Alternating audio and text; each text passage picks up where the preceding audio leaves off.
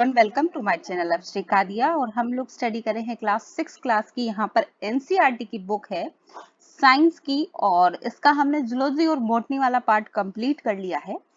Chapter number 10 से ये physics वाला पार्ट इसका स्टार्ट होता है, जिसका नाम है गति एवं दूरियों का मापन।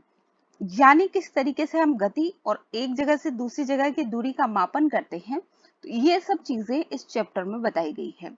इस चैप्टर में भी जैसा कि हम पहले से पढ़ते आ रहे हैं कि जो क्वेश्चंस हमारे एग्जाम में बनते हैं, सिर्फ हम वही चीजों को यहाँ पर स्टडी करके देख रहे हैं कि कौन कौन से क्वेश्चंस यहाँ पर हमारे एग्जाम में बनते हैं साइंस के। क्लास 6 से हमने ये बुक्स स्टार्ट की है।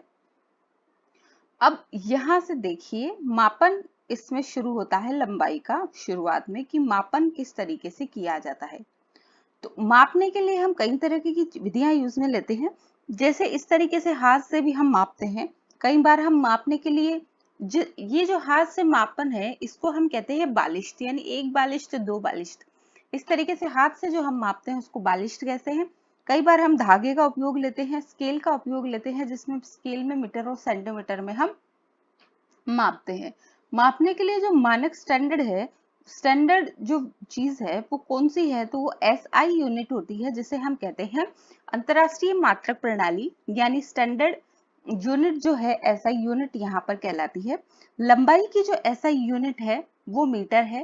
क्वेश्चन हमारा इसका यहाँ से बनता है, ये क्वेश्चन कई बार एग्जाम में पूछा गया है। लंबाई का एसआई यूनिट क्या है, तो लंबाई का एसआई यूनिट मीटर है, किलोमीटर नहीं है। ये यहाँ पर याद रखने वाली बात है। इसके बाद 1 मीटर में 100 सेंटीमीटर होते हैं और 1 सेंटीमीटर में 10 मिलीमीटर होते हैं। ये आपने स्केल में देखा होगा कि जब हम एक स्केल को इस तरीके से देखते हैं तो वहां पर 2 बड़ी लाइनें होती है, जिसके बीच में ये 0 होता है, ये 1, इसी तरीके से 2 लिखा होता है। तो ये क्या है, सेंटीमीटर में यहाँ से शुरुआत है। 1 का मतलब क्या होता है, बड़ी लाइन 1 सेंटीमीटर। दो जो है, 2 के नीचे लिखा हुआ है बड़ी लाइन जो है वो है 2 सेंटीमीटर। अब यहाँ पर हर एक सेक्शन जो है 10 भागों में यहाँ पर बटा होता है, जिसे हम कहते हैं मिलीमीटर। और हर जो छोटी लाइन है वो किसको शो करती है, वो मिलीमीटर को यहाँ पर शो करती है। सबसे छोटी इकाई जो है यहाँ पर स्केल पर मिलीमीटर है, उससे बड़ी इकाई सेंटीमीटर है। सेंटीमीटर से बड़ी इकाई जो आती है वो मीटर आती है, और मीटर से बड़ी इकाई आती है किलोमीटर आती है। तो 1 मीटर में 100 सेंटीमीटर होते हैं और 1 किलोमीटर में 1000 मीटर यहाँ पर होते हैं। ये कन्वर्सेशन यूनिट भी इसे कह सकते हैं। कई बार जब हमारे साथ में सवाल अगर दिया है तो उसमें अगर आपको किलोमीटर दिया है तो उसे हम मीटर में चेंज करेंगे, यानी उसको 1000 से गुणा करेंगे। यहाँ पर फिर से देखिए, जो एसआई मात्रक है वो सारे एसआई मात्रक किस में मापे जाएंगे, मीटर में मापे जाएंगे। लंबाई की एसआई मात्रक कौन सा है, मीटर है। नेक्स्ट इसके बाद में आता है कि शुद्धता से मापन। जैसे आपने किसी बॉक्स को नापा, तो हम अगर मोटे तौर पे इसे देखेंगे तो ये कितना आ जाएगा, 13 सेंटीमीटर इसकी वैल्यू आ जाएगी। मगर इसको हम अगर और फाइन लाइन से देखेंगे, कि और बारीकी से देखेंगे, तो यहाँ 13 सेंटीमीटर के बाद भी 2-3 लाइनें और है। तो इसका मतलब क्या हुआ, इसकी जो लंबाई है वो 13 सेंटीमीटर प्लस कितना, अगर 3 लाइन और अगर इसमें आती है तो 3 मिलीमीटर, और 4 लाइन आती है तो 4 मिलीमीटर। यानी अगर यहाँ पर 13 है, उसके बाद में 1 2 3 4, अगर आपकी लंबाई यहाँ तक आती है तो इसकी माप कितनी हो जाएगी, 13.2 सेंटीमीटर। यानी यहाँ पर 13 तो क्या है, सेंटीमीटर है, और ये 2 क्या है, मिलीमीटर है। इसे हम लंबाई का यथार्थ मापन करना कहते हैं। अगर हम लंबाई का यथार्थ मापन नहीं करते हैं तो हमारे मापन में क्या आती है, त्रुटि आ जाती है। आंख की स्थिति उचित पाठ्यांक के लिए बहुत जरूरी है। यदि आप सीधे अगर पाठ्यांक पढ़ते हैं तो वो सही मापन होता है। अगर आप टेढ़े एंगल से अगर स्केल का मापन करते हैं तो वहां पाठ्यांक में त्रुटि आने की यहाँ पर संभावना हो जाती है। यहाँ पर कई चीजें जो वक्र होती हैं उन्हें हम स्केल की सहायता से नहीं नाप सकते, तो हम क्या करते हैं, उन्हें धागे की सहायता से वक्र रेखा की लंबाई का हम मापन करते हैं। हमारे चारों ओर जो चीजें हैं उनमें कई चीजें हैं जो गतिशील है, कुछ चीजें हैं जो विराम है। गतिशील चीजें वे चीजें होती है जो अपनी प्रारंभिक स्थिति से हटकर नई स्थिति में पहुंच जाती है, जबकि विराम स्थिति की चीजें वो चीजें हैं जिनकी स्थिति में प्रारंभिक स्थिति में कोई परिवर्तन नहीं आता है। तो ये एक तरीके से जड़त्व का गुण भी चीजों में कहलाता है। अब आता है आपका गति का प्रकार। गति कितने प्रकार की होती है? गति सबसे पहले सरल रेखीय की बात करें तो एक सीधी रेखा में जो गति होती है उसे हम कहते हैं सरल रेखीय गति हम कहते हैं। इसकी बजाय अगर गति गोल गोल हो इस तरीके से तो वह गति कौन सी कहलाती है? वर्तुल गति वो कहलाती है। इसके कई एग्जाम्पल आपको आपके आसपास में मिल जाएंगे। नेक्स्ट होती है आपकी आवर्त गति, यानी एक निश्चित स्थिति के दोनों तरफ जब चीजें घूमती है, जैसे घड़ी का पेंडुलम है, ये निश्चित स्थिति के दोनों तरफ जो गति करता है, ये गति आपकी क्या कहलाती है? आवर्त गति आपकी ये कहलाती है। तीसरी है आपकी जो इसमें नेक्स्ट है लुढ़कना और घूर्णन। लुढ़कने का आप सीधा सा मतलब समझ सकते हैं कि जो पहिया है और जो चीजें हैं जैसे गाड़ी के पहिए हैं तो वो इस तरीके से गति करते हैं, इसे लुढ़कने वाली या लोटनी गति कहते हैं। जबकि घूर्णन गति क्या होती है? जैसे लट्टू है वो अपनी धुरी पर एक तरीके से घूर्णन करता है, यूं गोल गोल घूमता है, उसे क्या कहते हैं? घूर्णन गति हम कहते हैं। इस वाले चैप्टर में से जो मोस्ट इंपॉर्टेंट क्वेश्चन बनता है वो यही बनता है कि एसआई का जो मात्रक है लंबाई में वो क्या है? तो वो मीटर है। इसके अलावा इस चैप्टर में से कोई क्वेश्चंस यहाँ पर बनने लायक नहीं है। 1 मीटर में कितना सेंटीमीटर होता है? 100 सेंटीमीटर होता है। 5 किलोमीटर में कितने मीटर होंगे? क्योंकि 1 किलोमीटर में 1000 मीटर होता है, इसलिए 5 किलोमीटर में कितना होगा? 5000 मीटर यहाँ पर होगा। झूले पर किसी बच्चे की गति कौन सी होती है? झूले पर बच्चे की गति आवर्त गति होती है, बिल्कुल घड़ी के पेंडुलम की तरह। किसी सिलाई मशीन की सुई की गति कैसी होती है? तो सिलाई मशीन की सुई की गति भी आवर्त गति होती है और सरल रेखीय भी होती है। किसी साइकिल के पहिए की गति लोटनी गति कहलाती है या इसे लुढ़कना भी कहते हैं।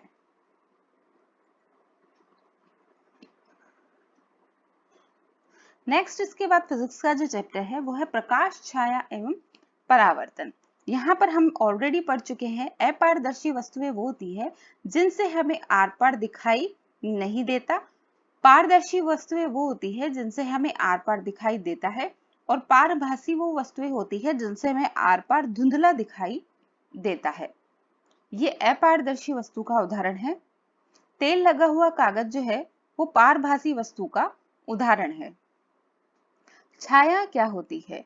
जब जहां प्रकाश की अनुपस्थिति होती है, एक तरीके से वो आकृति ही उसकी छाया कहलाती है। जैसे कोई भी ऑब्जेक्ट है, इसके एक सिरे पर अगर आपने रोशनी डाली और यह वस्तु अगर अपारदर्शी है, यानी इससे प्रकाश दूसरी दिशा में नहीं जा पा रहा है, तो क्या होगा कि इस प्रकाश की वजह से, क्योंकि यह एक तरीके से अवरोध का कार्य करेगी, तो यहाँ दूसरी तरफ इसके क्या होगा? छाया का यहाँ पर निर्माण होगा।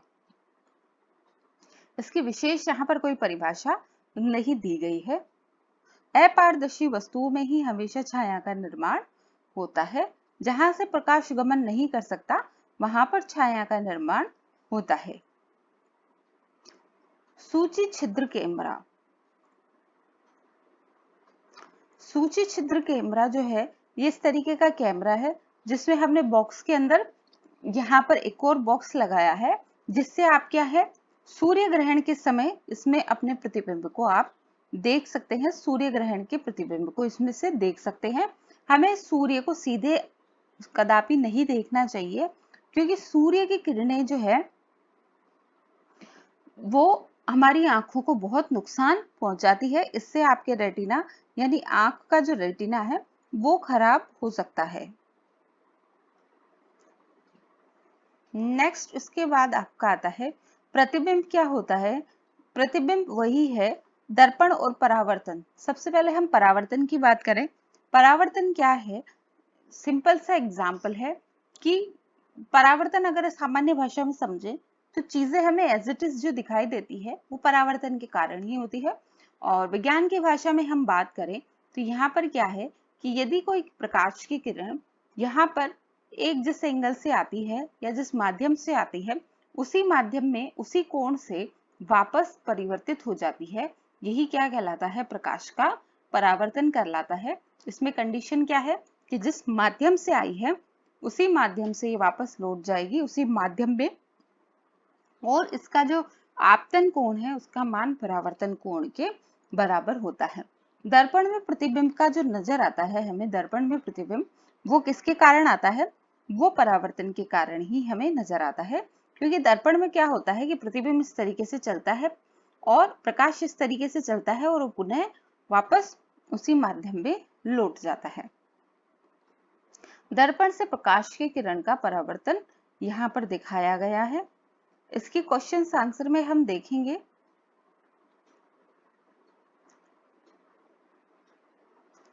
एक चीज यहाँ पर देखिए, इन्होंने जो क्रियाविधि में दिखाई है कि दर्पण में यहाँ पर हमारा जो दायां भाग बायां और बायां भाग दायां दिखाई देता है। जब हम अपने आप को स्वयं को किसी कांच में देखते हैं तो हमारा प्रतिबिंब हमें उल्टा दिखाई देता है, यानी हमारा दायां वाला पार्ट जो है वो हमें बायां दिखाई देगा और बायां वाला जो पार्ट है वो हमें दायां दिखाई देगा। तो ऐसा क्यों होता है, ये पार्श्व परावर्तन के कारण होता है कि समतल दर्पण में हमें अपना दायां भाग बायां और बायां भाग हमें दायां दिखाई देगा। कई बार अगर एसएससी या दूसरी चीजों के एग्जाम में अगर देखें तो क्वेश्चन इस तरीके से भी पूछा जा सकता है कि ए टू जेड जो एबीसीडी है उसके अंदर कौन सा ऐसा अल्फाबेट है या कौन से ऐसे अल्फाबेट है जिसके अंदर पार्श्व परावर्तन दिखाई नहीं देता। तो उसका एक एग्जाम्पल है, जैसे आई है, तो आई को अगर आप कांच में देखेंगे तो वो एज इट इज आई दिखाई देगा। एच है, एच में भी आपको पार्श्व परावर्तन दिखाई नहीं देगा। तो इस तरीके के कई एग्जाम्पल है। जैसे ए है, ए में भी आपको पार्श्व परावर्तन दिखाई नहीं देगा। तो ये कुछ अल्फाबेट हैं जिनमें पार्श्व परावर्तन दिखाई नहीं देता है। विद्युत और परिपथ। विद्युत की बात करें तो विद्युत में जो अक्सर क्वेश्चन पूछा जाता है वो ये है कि विद्युत में जो इलेक्ट्रॉन है वो किस ओर गति करते हैं। तो इलेक्ट्रॉन जो है वो ऋण आवेश से धनावेश की ओर गति करते हैं और इस वजह से जो धारा का प्रवाह है वो सदैव धनात्मक से ऋणात्मक दिशा की ओर होता है। ये बात यहाँ पर ध्यान रखने की है कि धारा का जो प्रवाह है वो धनात्मक से ऋणात्मक होता है, क्योंकि इलेक्ट्रॉन का प्रवाह जो है वो ऋणात्मक से धनात्मक की ओर होता है। यहाँ पर विद्युत सेल की बात की गई है जिसमें दो सिर होते हैं, जो एक होता है पॉजिटिव और दूसरा होता है नेगेटिव। विद्युत सेल वो होता है जिसमें क्या होता है, धारा विद्युत जो है वो संचित रहती है और उसे हम बाद में उपयोग करते हैं। फिर इसके बाद है टॉर्च के बल्ब में जो कांच का एक बाहरी आवरण है धातु की सतह पर चिपका होता है। बल्ब के कांच के आवरण के अंदर क्या होता है, यहाँ पर कुछ एक्टिविटीज यहाँ दी हुई है कि किस तरीके से सेल से हमें ऊर्जा या विद्युत हमें मिलती है। यहाँ पर विद्युत सेल से जब हम किसी बल्ब को जलाते हैं तो बल्ब जो है वो जल जाता है यहाँ पर। तो इसका मतलब क्या हुआ कि सेल के अंदर क्या होता है, विद्युत धारा का प्रवाह होता है। जब हम पूरे सर्किट को इस तरीके से जोड़ देते हैं और बल्ब जल जाता है तो यह परिपथ क्या कहलाता है, यह परिपथ बंद परिपथ कहलाता है। यानी पूरा सर्किट जब क्लोज होगा, पूरा सर्किट जब बंद होगा तभी विद्युत क्या होगी, चालू होगी। यदि आपका परिपथ, आपका सर्किट कहीं से खुला है तो वहां पर आपकी विद्युत चालू नहीं होगी। तो इस तरीके के सर्किट को क्या कहते हैं, खुला परिपथ कहते हैं। यानी जब लाइट चालू है तो हम क्या कहेंगे, सर्किट बंद है, और लाइट जब बंद है तो सर्किट क्या है, चालू है।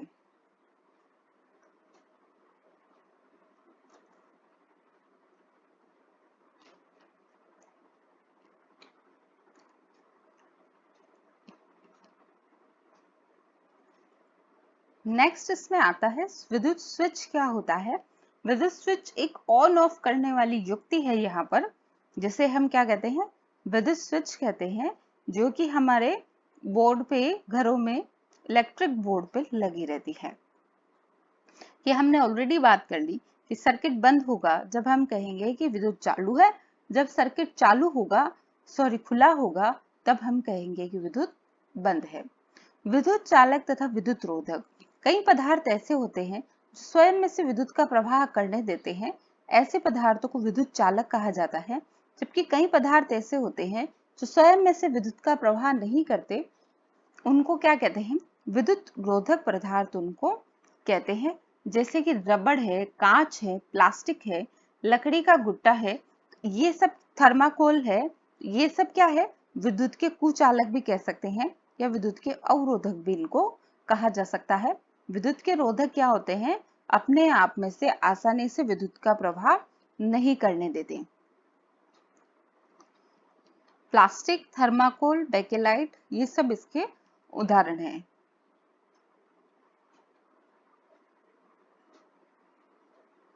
यहाँ पर एक लाइन लिखी है, विद्युत बल्ब में एक फिलामेंट होता है जो दोनों टर्मिनलों से जुड़ा होता है प्लस माइनस वाले से। ये जो फिलामेंट है ये टंगस्टन का यहाँ पर बना होता है। ये क्वेश्चन भी एग्जाम में कई बार पूछा गया है। एक युक्ति जो परिपथ को जोड़ने के लिए उपयोग की जाती है वो क्या कहलाती है?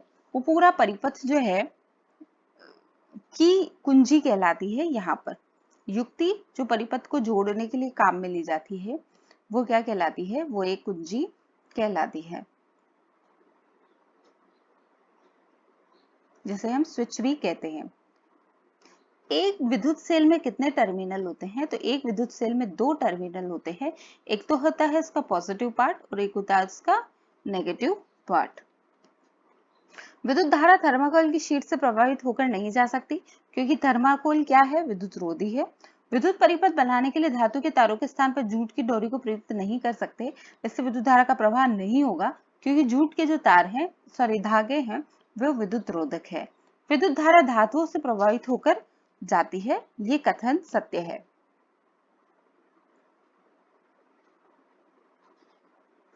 चुंबक द्वारा मनोरंजन, यहाँ पर अब मैग्नेट की बात करी है तो हमारे पास जो अपशिष्ट आसपास के वातावरण में जो अपशिष्ट या कूड़ा बड़ा होता है, कूड़ा जो कूड़ा पड़ा होता है उसमें क्या होता है कि बड़ी बड़ी मैग्नेट क्रेन से आवश्यक चुंबकीय वस्तु को निकाल लिया जाता है, या फिर कई बार लोहे के बड़े टुकड़ों को हटाने के लिए चुंबकीय क्रेन का उपयोग यहाँ पर खोजा जाता है। अब यहाँ पर एक देखिए मजेदार कहानी कि चुंबक कैसे खोजा गया। प्राचीन यूनान में गडरिया रहता था, उसका नाम था मैग्नस।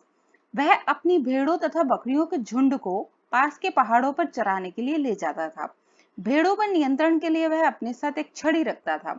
छड़ी के एक सिरे पर लोहे की टोपी लगी होती थी।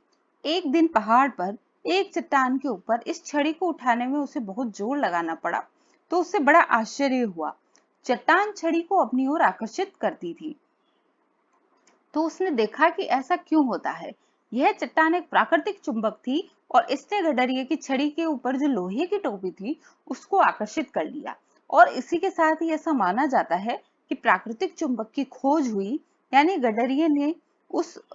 गडरिये के नाम पर उस पत्थर को मैग्नेटाइट नाम दिया गया। मैग्नेटाइट में लोहा होता है।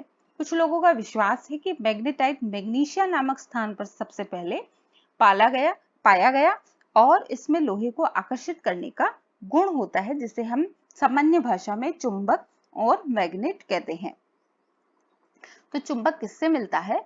चुंबक मिलता है मैग्नेटाइट से। हमारा क्वेश्चन ये बनता है कि चुंबक किससे मिलता है?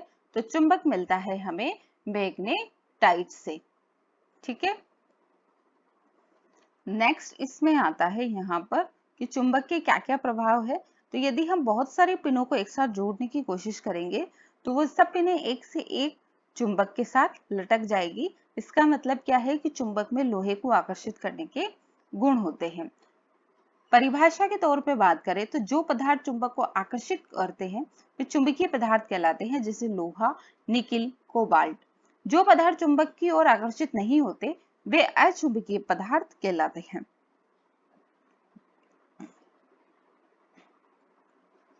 चुंबक में ध्रुव की बात करें तो यहाँ पर हम देखेंगे कि चुंबक के ध्रुवों पर चुंबकन क्षमता यानी चिपकने की जो क्षमता है वो सबसे ज्यादा होती है, जबकि मध्य में सबसे कम होती है। चुंबक के 2 ध्रुव होते हैं, एक तो होता है उत्तरी ध्रुव, एक होता है दक्षिणी ध्रुव। चुंबक की लंबाई पर, जैसे कि अगर आप इसे दो भागों में बांट देंगे तो दो भागों में बांटने के बाद फिर से इनमें उत्तरी ध्रुव और दक्षिणी ध्रुव डेवलप हो जाते हैं अपने आप चुंबक को तोड़ने पर। चुंबक को पीटने पर चुंबक का जो चुंबकत्व है वो नष्ट हो जाता है। चुंबक के आप जितने भी टुकड़े करोगे हर टुकड़े पर उसमें उत्तरी ध्रुव और दक्षिणी ध्रुव उत्पन्न हो जाएगा। इसीलिए दिशा ज्ञात करने के लिए पहले बड़े बड़े जलयानों में चुंबक का ही उपयोग किया जाता था कि चुंबक से हमें उत्तरी दिशा और दक्षिणी दिशा का पता चल जाता था। चुंबक को यदि वायु में खुले तौर पर अगर आप इस तरीके से लटकाएंगे तो इसके जो दोनों ध्रुव है वो उत्तरी ध्रुव और दक्षिणी ध्रुव यानी उत्तर दिशा और दक्षिणी दिशा की ओर इंगित होंगे।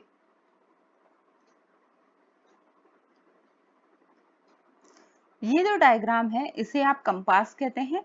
इस कंपास की जो सुई है, जहां ये रेड सिरा बना हुआ है, ये सिरा हमेशा उत्तर दिशा को इंगित करता है।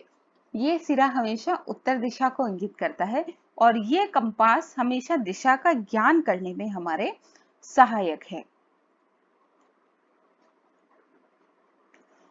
यहाँ पर देखिए कि हम अपना चुंबक स्वयं भी बना सकते हैं। यदि हम एक लोहे की पिन लें और उसमें बार बार अगर चुंबक को घुमाएं तो उस लोहे की पिन में भी चुंबकत्व के गुण आ जाते हैं और वो लोहे की पिन भी चुंबक जैसा व्यवहार करने लगती है। एक फैक्ट और यहाँ पर है कि जो असमान ध्रुव है, यानी अगर उत्तरी ध्रुव को दक्षिणी ध्रुव के पास लाया जाए तो ये दोनों एक दूसरे को क्या करेंगे, आकर्षित करेंगे। जबकि विपरीत ध्रुवों को, समान ध्रुवों को, यानी यहाँ पर देखें कि यदि उत्तरी ध्रुव को उत्तरी ध्रुव के पास या फिर दक्षिणी ध्रुव को दक्षिणी ध्रुव के पास लाया जाए तो ये एक दूसरे को क्या करेंगे, प्रतिकर्षित करेंगे। असमान ध्रुव एक दूसरे को आकर्षित करते हैं जबकि समान ध्रुव एक दूसरे को क्या करेंगे, प्रतिकर्षित करेंगे। यहाँ पर क्वेश्चन जो बना था हर बार बनता है हर एग्जाम में कि चुंबक को गर्म करने पर, हथौड़े से पीटने पर और ऊंचाई से गिराने पर वे अपने चुंबकत्व यानी चुंबक का गुण खो देते हैं। ये बहुत ही इंपॉर्टेंट क्वेश्चन है। ये बहुत सारे एग्जाम्स में बना है कि चुंबकत्व का गुण क्या सच में खत्म हो जाता है। हथौड़े से पीटने पर, गर्म करने पर और ऊंचाई से गिराने पर चुंबक अपना गुण खो देती है। चुंबक को सुरक्षित रखने के लिए एक लकड़ी के बॉक्स में रखा जाता है। आपके जो टीवी है, टेप है, रेडियो है, इनके अंदर बहुत बड़ी बड़ी चुंबक्स लगी होती है। ये आप कभी भी अगर आपके घर में टूट फूट हो तो आप उनको खोल कर देखिए, उनके जो स्पीकर्स होते हैं उनके अंदर बहुत बड़ी चुंबक लगी होती है जो कि ध्वनि के लिए आवश्यक है। कृत्रिम चुंबक जो है वो विभिन्न आकार के बनाए जा सकते हैं। जैसे एक तो स्ट्रेट लाइन में बनाया जा सकता है, यू शेप का बनाया जा सकता है, और भी कई शेप है इसमें। इस तरीके से चुंबक हम बना सकते हैं। जो पदार्थ चुंबक की ओर आकर्षित होते हैं वो क्या कहलाते हैं, चुंबकीय पदार्थ कहलाते हैं। और जो पदार्थ चुंबक से आकर्षित नहीं होते उन्हें क्या कहते हैं, उन्हें अचुंबकीय पदार्थ कहते हैं। कागज क्या है, कागज एक अचुंबकीय पदार्थ है। कागज क्या है, कागज एक अचुंबकीय पदार्थ है।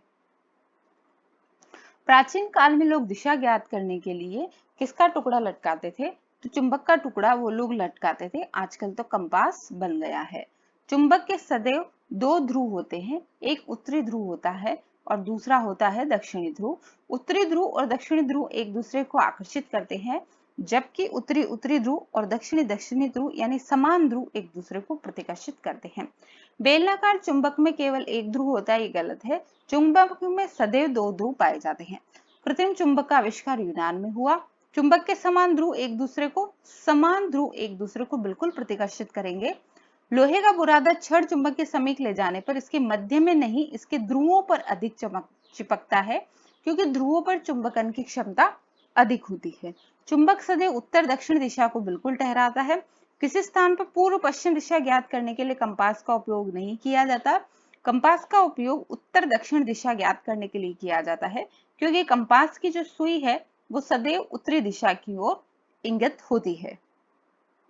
रबड़ एक चुंबकीय पदार्थ है? नहीं, रबड़ एक चुंबकीय पदार्थ नहीं है। चुंबकीय पदार्थ लोहा होता है।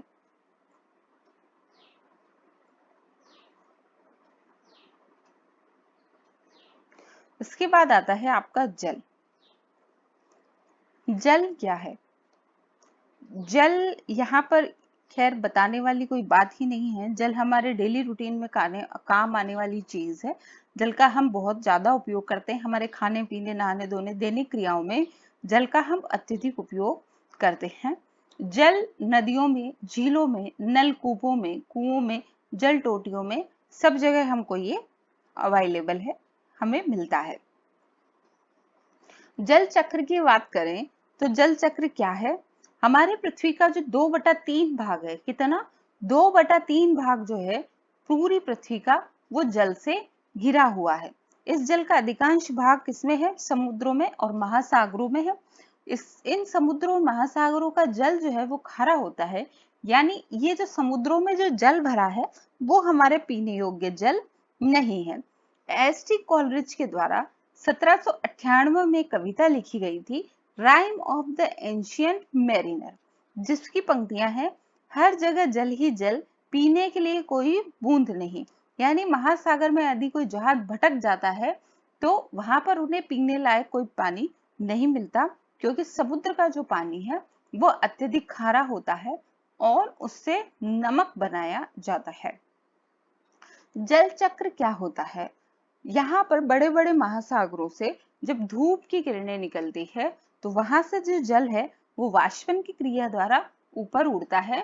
फिर उससे क्या होता है? बादलों का निर्माण होता है छोटी छोटी जल बूंदों से, और उन्हीं बाद संघनन की क्रिया द्वारा बादलों का निर्माण होता है, और उन्हीं बादलों से फिर हमें वर्षा प्राप्त होती है, और वही वर्षा का जल जाकर पुनः समुद्र में मिलता है। ये जो पूरा प्रोसेस है आपका, ये क्या कहलाता है? जल चक्र आपका कहलाता है।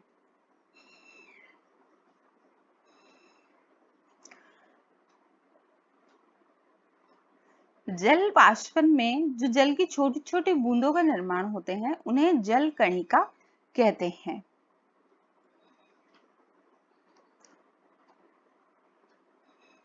इसके बाद वर्षा हमने यहाँ पर देख ली कि वर्षा क्या होती है। जल चक्र में संघनन के द्वारा बादल बनते हैं और बादलों से फिर वर्षा यहाँ पर होती है। जल का जो अधिकांश भाग है हमें भौम जल के रूप में उपलब्ध हो जाता है। भौम जल का मतलब है पृथ्वी के अंदर पाया जाने वाला जल, जो कि हमें कुओं, हैंडपंप और ट्यूबवेल से प्राप्त होता है।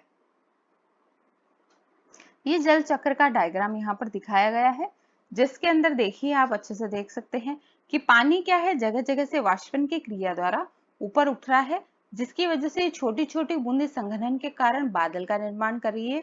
इन्हीं बादलों से पुनः वर्षा होती है और ये वर्षा का जल पुनः मिलके यहाँ पर वाष्पन की क्रिया में काम आता है, और ये संपूर्ण चक्र कौन सा कहलाता है? जल चक्र कहलाता है। कई बार अत्यधिक बारिश होने की वजह से भारी वर्षा होती है और बाढ़ की स्थितियां यहाँ पर उत्पन्न हो जाती है। बाढ़ की स्थिति होने पर हमें वहां पर बाढ़ की स्थिति उत्पन्न होने का मतलब है सामान्य स्तर से अधिक वर्षा का होना। यदि काफी समय तक वर्षा नहीं हो तो क्या हो? यदि काफी समय तक वर्षा नहीं हो तो वह स्थिति सूखे की स्थिति कहलाती है, जहां पर हम कह सकते हैं कि पानी की कमी आ गई। हमें पानी को बचाने के लिए क्या करना चाहिए? वाटर हार्वेस्टिंग सिस्टम हमें अपनाना चाहिए। इसका मतलब क्या होता है कि वर्षा का जो जल है उसे हमें संग्रहित करना चाहिए। हमें छतों पर ऐसा सिस्टम बनाना चाहिए कि जिससे बारिश का जो पानी है वो किसी एक गड्ढे में जाकर गिरे, जिससे क्या है कि जो समस्त पानी है वो सीधा कहाँ चला जाए? भूमि में चला जाए और भौम जल के रूप में हमारे काम आ सके। तो इस चैप्टर में ये इतना ही था।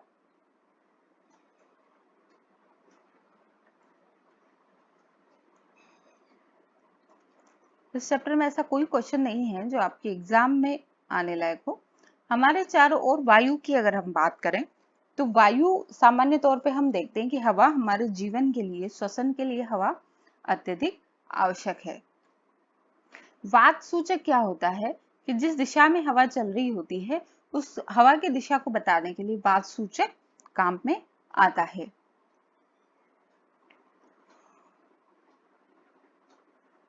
एक खाली बोतल पर यहाँ प्रयोग दिखाया गया है। यदि खाली बोतल को हम सीधा पानी में डालेंगे तो यहाँ पर जो इसके अंदर है वो पानी नहीं जाएगा। इसकी वजह ये है क्योंकि उस बोतल के अंदर क्या है, पानी है। जैसे ही हम बोतल को टेढ़ा कर देंगे तो उसके अंदर की जो वायु है वो बाहर बुलबुलों के रूप में निकलेगी और अंदर पानी भर जाएगा। हमारी पृथ्वी के चारों ओर एक पतली वायु की परत है जिसे हम क्या कहते हैं, वायुमंडल कहते हैं, जो कि पृथ्वी के ऊपर कुछ किलोमीटर तक फैली हुई है। पर्वतारोही अपने साथ ऑक्सीजन का सिलेंडर लेके जाते हैं क्योंकि जैसे जैसे हम ऊंचाई पर जाते हैं वहां पर क्या होता है, वायु विरल होती जाती है और वहां पर सांस लेने में दिक्कत आती है। वायु किससे बनी है? वायु हाइड्रोजन और ऑक्सीजन के वायु किससे बनी है? वायु विभिन्न प्रकार की गैसों का एक तरह का मिश्रण है जिसमें नाइट्रोजन सबसे अधिक मात्रा में पाई जाती है, 72%। जल वाष्प जो है, जल वाष्प का मतलब क्या है कि जल का गर्म होके छोटी छोटी बूंदों में इकट्ठा होना या उड़ जाना ही जल वाष्पन कहलाता है। वायु में ऑक्सीजन होती है जो कि चीजों को जलने में सहायता प्रदान करती है। नाइट्रोजन की बात करें तो नाइट्रोजन में यहाँ पर हमारे वायुमंडल में नाइट्रोजन भी उपस्थित होती है और यह हमारे वायुमंडल का बहुत बड़ा भाग है। यहाँ पर क्वेश्चन आपका ये बनता है कि जलने में, मोमबत्ती के जलने में कौन सी गैस सहायक होगी? तो ऑक्सीजन जो है वो जलने में सहायक होती है, जबकि नाइट्रोजन और कार्बन डाइऑक्साइड जो है वो जलने में सहायक नहीं होती। यदि किसी बंद कमरे में हम आग जला लें तो थोड़ी देर बाद में हमें उस कमरे में घुटन महसूस होने लगती है क्योंकि जो कार्बन डाइऑक्साइड है वो उस कमरे में फैल जाती है और वो हमारे सांस लेने में हमें दिक्कत करती है, जिसे हम वायु प्रदूषण भी कहते हैं। ईंधन और पदार्थों के जलने से धुआं भी उत्पन्न होता है। इस धुएं में सूक्ष्म धूल के कण भी होते हैं जो हमारे लिए हानिकारक होते हैं, जैसे कि कारखानों से निकलने वाली चिमनियां। ये सब क्या है, इनमें उपस्थित धुआं और धूल के कण हमारे श्वास की क्रिया को अवरोधित करते हैं। वायु में धूल के कणों की उपस्थिति या सूर्य के प्रकाश में अवलोकन। आप देखेंगे कि आपके कमरे में किसी एक छोटे से छिद्र में से अगर सूर्य की रोशनी आती है तो उसके अंदर हमें प्रकाश में छोटे छोटे धूल के कण तैरते हुए नजर आते हैं। ऐसा लगता है कि छोटे छोटे मच्छर वहां पर उड़ रहे हैं। तो ये क्या है कि वायु में धूल के कणों की उपस्थिति को बताता है। यानी आप प्रकाश में देखेंगे तो पाएंगे कि वायु के अंदर क्या होते हैं, छोटे छोटे धूल के कण वहां पर उपस्थित होते हैं।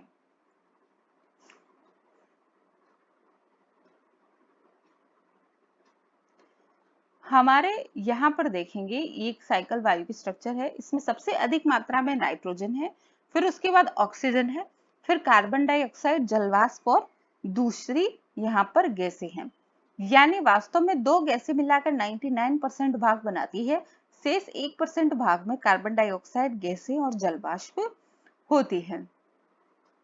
पानी तथा मिट्टी में रहने वाले जीवों और पौधों को ऑक्सीजन कैसे मिलती है, ये हम यहाँ पर देखते हैं। तो जल में क्या है, हमारे ऑक्सीजन घुली हुई होती है। ठीक है, जब हम पानी को गर्म करेंगे तो हम देखेंगे इसमें से छोटे छोटे बुलबुले निकलने लगते हैं। तो यहाँ पर क्या होता है कि पानी में जो रहने वाले जीव है वो अपने श्वसन के लिए जल में घुली हुई ऑक्सीजन का उपयोग करते हैं। सांस लेने के लिए इनको ऑक्सीजन की आवश्यकता होती है। जो जंतु जल के अंदर ही रहते हैं उनके अंदर गलफड़े यानी गिल्स पाए जाते हैं जिससे वो श्वसन की क्रिया करते हैं।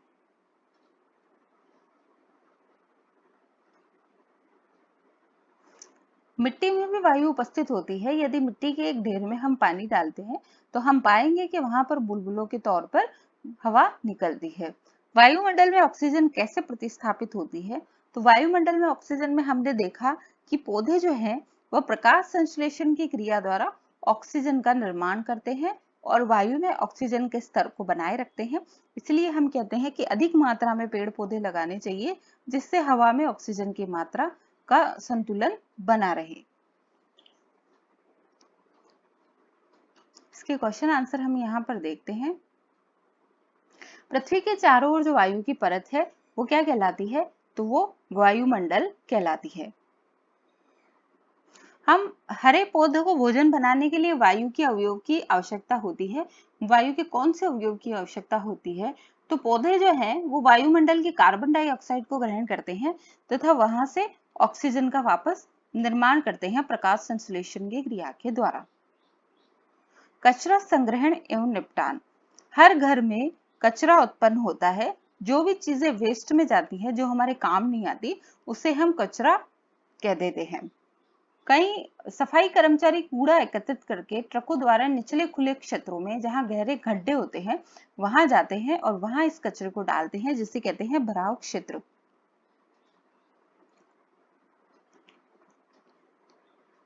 कचरे में उपयोगी तथा अनुपयोगी दोनों अवयव होते हैं। अनुपयोगी अवयवों को पृथक करके फिर इसे भराव क्षेत्र में फैलाकर मिट्टी की परत से ढक देते हैं। जब ये भराव क्षेत्र पूरी तरह से भर जाता है तब प्राय इस पर पार्क अथवा खेल का मैदान बना देते हैं। अगले 20 वर्षों तक इस पर कोई भवन निर्माण नहीं किया जाता। कचरे के उपयोगी अवयव के निपटान के लिए भराव क्षेत्रों के पास कंपोस्ट बनाने वाले क्षेत्र विकसित किए जाते हैं। अब ये कंपोस्ट क्या है? कंपोस्ट क्या होता है कि हमारा जो रोजाना खाने पीने वाला जो कचरा होता है, जैसे सब्जी के छिलके हैं या वेस्ट जो खाने पीने का सामान है, ये जो दूसरी चीजें हैं, इन्हें प्लास्टिक और थैलियां हटाकर इनको जब एक गड्ढे में भरकर हम मिट्टी से ढक देते हैं तो कुछ समय बाद इससे क्या है, खाद का निर्माण होता है, जिसे हम क्या कहते हैं? कंपोस्ट कहते हैं, जो कि पौधों के लिए आवश्यक होता है। ये पौधों की वृद्धि में सहायक होता है।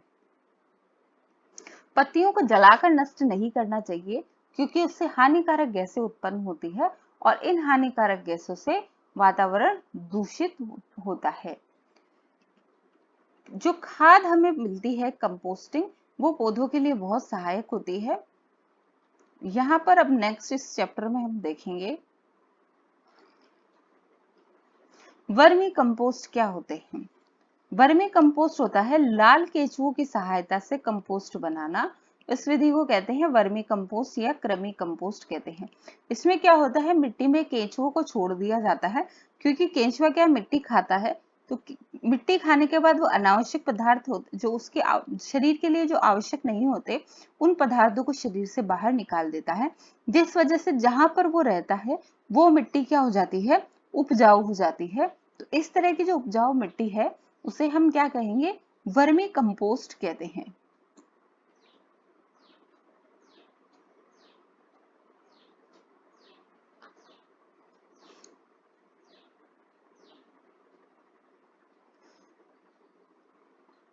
नेक्स्ट इसके बाद में यहाँ पर है कुछ स्टोरी इसमें दी गई है। खैर इससे कभी आपका क्वेश्चन बनेगा नहीं।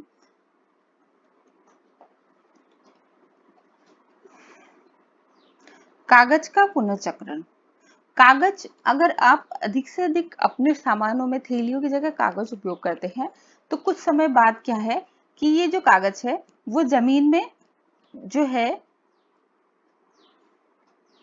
दबकर और कुछ महीनों बाद खत्म हो जाते हैं, जबकि जो थैली है या जो प्लास्टिक से बनी हुई चीजें हैं वो समय के अनुसार आपके वहां पर खत्म नहीं होती, वो जमीन में एज इट इज रहती है प्लास्टिक, और वो जमीन की जो उर्वरक क्षमता है उसको कम करती है। यानी प्लास्टिक का पुनर्चक्रण नहीं होता है। इसलिए ज्यादा से ज्यादा हमें कागज के थैले या सामान ले जाने के लिए कपड़े के थैलों का उपयोग करना चाहिए। प्लास्टिक का उपयोग हमें न के बराबर करना चाहिए। जितना कम हम प्लास्टिक का उपयोग करेंगे उतना ही हमारा वातावरण शुद्ध और सुरक्षित बना रहेगा। इसमें जो चैप्टर में क्वेश्चन था वो एक क्वेश्चन बनता है कि केंचुओं से बनने वाली खाद को क्या कहते हैं? तो केंचुओं से बनने वाली खाद को वर्मी कंपोस्ट कहते हैं। इसी के साथ में आपकी क्लास 6 की ये बुक यहीं पर खत्म होती है। इसके जिन जिन चैप्टर में जो जो भी क्वेश्चन यहाँ बने थे वो हमने आपको बता दिए। नेक्स्ट इसके बाद में हम क्लास 7 की बुक स्टार्ट करेंगे और इस चैप्टर में बस इतना ही। उसके लिए धन्यवाद।